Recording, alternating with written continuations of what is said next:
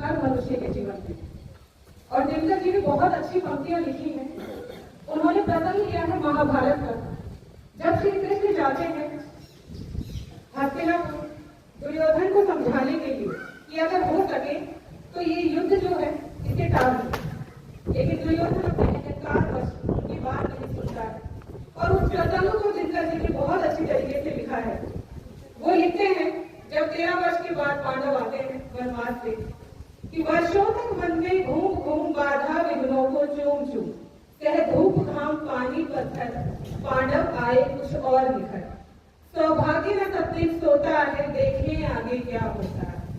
मैत्री की राह बताने को, दुर्योधन को समझाने को, भीषण विध्वंस बचाने को, सबको सुमार्ग पर लाने को, भगवान हस्तिनापुर आए पांडव का संदेशा लाए। क्या जो दो न्याय अगर तो आधा दो, पर इसमें भी यदि बाधा हो तो दे दो केवल 5 ग्राम, रखो अपनी धरती तमाम, हम वही खुशी से खाएंगे परिजन व्यति न था। दुर्योधन वो भी दे न सका, आशीष समाज की ले न सका, उल्टा हरि को बांधने चला, जो था साधे साधने चला। जब नाश मनुष्य पर छाता है, पहले विवेक मर जाता है। जब नाश मनुष्य पर छाता है, पहले विवेक मर जाता है। हरि ने भीषण हुंकार किया, अपना स्वरूप विस्तार किया, डगमग डगमग दिग्गज डोले, भगवान कुपित होकर बोले, जंजीर बढ़ाकर साध मुझे, हाँ हाँ दुर्योधन बांध मुझे। ये देख गगन मुझ में लय है, ये देख पवन मुझ में लय है, मुझ में लय है संसार सकल, मुझ में बसता संसार सकल, अमृत फूलता है मुझ में, संहार झूलता है मुझ में। उदयाचल मेरा दीप्त भार, भूमंडल वक्षस्थल विशाल, भुजबल बंध को घेरे है, मैं नाक मेरु कब मेरे। बांधने मुझे तो आया है, जंजीर बड़ी क्या लाया है। यदि मुझे बांधना चाहे मन, तो पहले बांध अनंत गगन।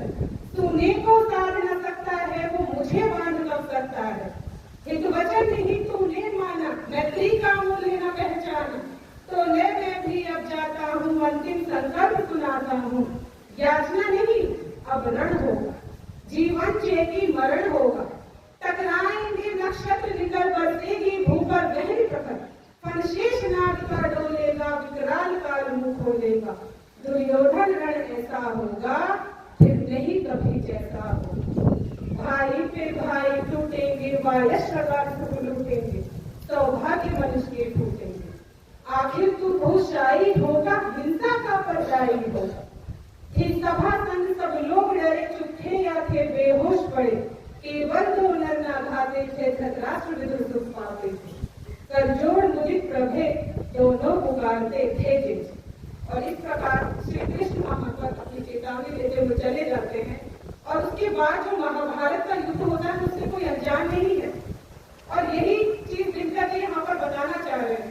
दिनकर का उद्देश्य यहाँ केवल महाभारत का प्रसंग सुनाना नहीं था, बल्कि उनका उद्देश्य था मानव जाति को ये संदेश देना कि मानवीय मूल्य सर्वोपरि है। अगर शांति वार्ता से किसी बात का हल निकल सकता है तो कोशिश करें कि अपने अहंकार को अपने ऊपर